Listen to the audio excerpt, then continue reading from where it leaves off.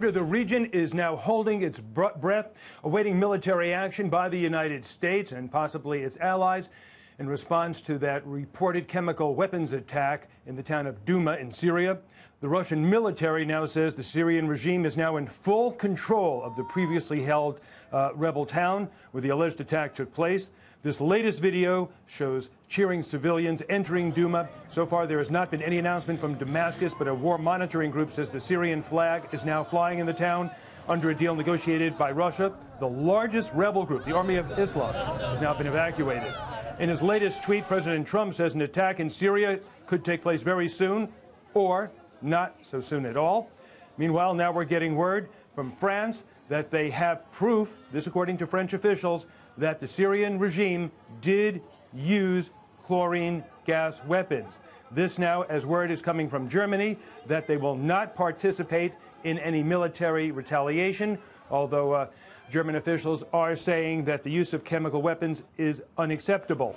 And Syrian President Bashar al-Assad said today that any military action in retaliation to the reported chemical attack would be based on, quote, lies and would further destabilize the region.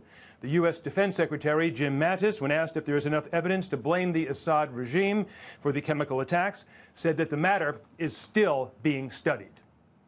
Have you seen enough evidence that to blame the Assad regime for this most recent chemical attack? Have you seen evidence confident to make that assessment? We're still assessing the intelligence ourselves and our allies. We're still working on this. Is the U.S. military ready right now to conduct a retaliatory strike if ordered?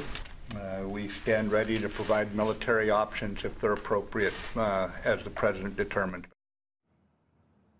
And as the world waits to see how this crisis is going to play out, Israeli fighter jets rehearsing for the country's Independence Day terrified some residents of Tel Aviv.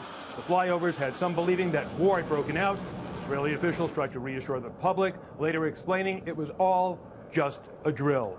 And although the UN Security Council has been deadlocked when it comes to resolutions about investigating what happened in Syria, Bolivia is calling for a session today at the Security Council to raise the issue of what happened there once again. The Bolivians believe that any military action would in some way violate the UN Charter.